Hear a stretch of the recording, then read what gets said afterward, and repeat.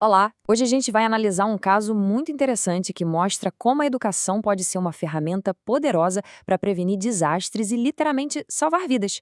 Vamos mergulhar numa iniciativa lá em Goiatuba, Goiás, para entender como o conhecimento transformou a segurança de uma comunidade inteira. Bom, antes de começar, é importante dar o devido crédito, né? O que vamos ver aqui é uma síntese de um projeto de intervenção super relevante de autoria de Lucas Rezende Freitas.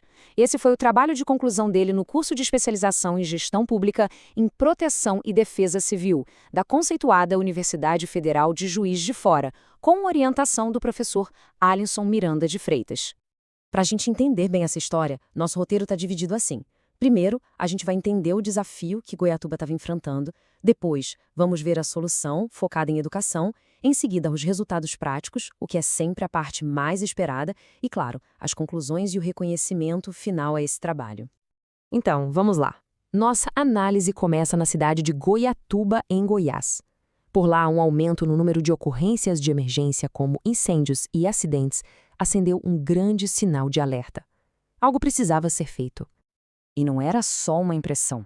Os dados oficiais, vindos do Sistema de Segurança Pública de Goiás, mostravam uma tendência bem preocupante. Os incêndios florestais, por exemplo, aumentaram mais de 8% em apenas um ano. Isso, claro, sobrecarrega bastante os serviços de emergência. E não parava por aí. As operações de resgate também subiram mais de 2%.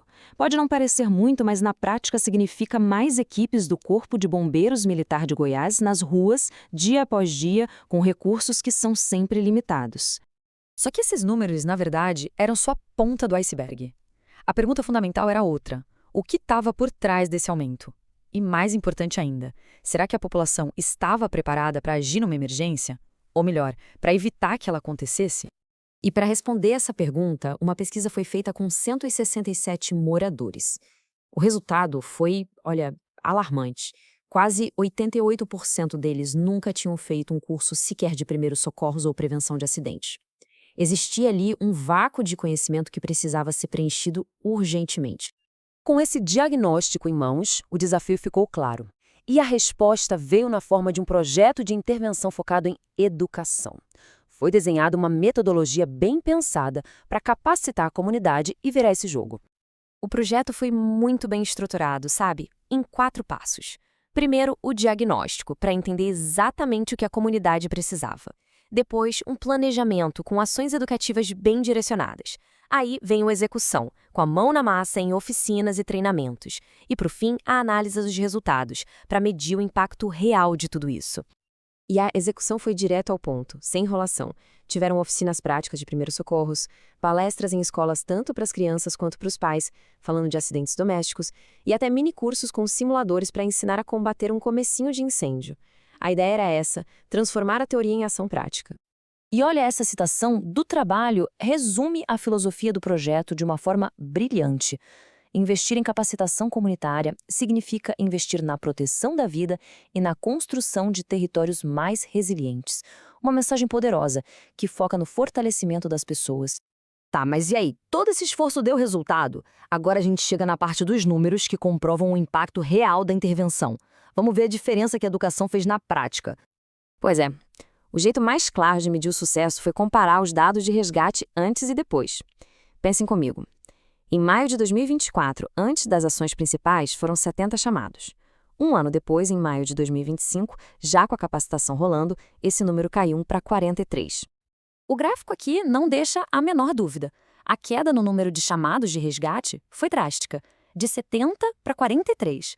É uma redução muito expressiva, que mostra na veia o poder da prevenção. Colocando em porcentagem, isso significa uma redução de quase 39% nos acionamentos de resgate.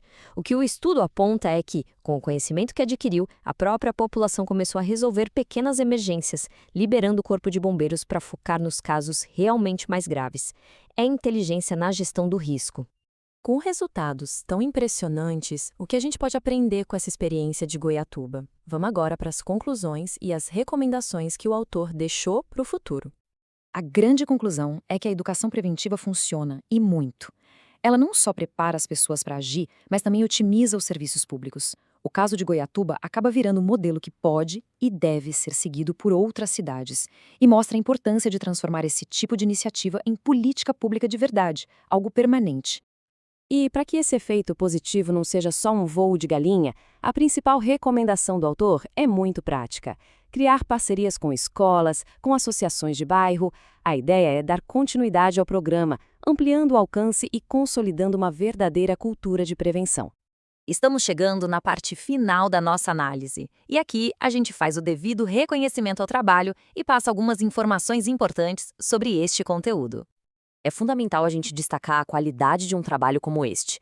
Ele reforça o compromisso da universidade em formar profissionais éticos, críticos e, principalmente, capazes de gerar mudanças reais na sociedade. É a academia contribuindo diretamente para uma gestão pública mais segura e eficiente para todos. E um lembrete, esta apresentação é uma síntese. Se a curiosidade bateu e o interesse é se aprofundar na metodologia, nos dados, a nossa recomendação é a leitura do trabalho completo. O link está disponível aqui na descrição, ok? Também é importante informar, por transparência, que este roteiro foi gerado com o apoio de ferramentas de inteligência artificial a partir de uma síntese automatizada do trabalho acadêmico original. E justamente por ser uma síntese, o conteúdo pode ter algumas simplificações.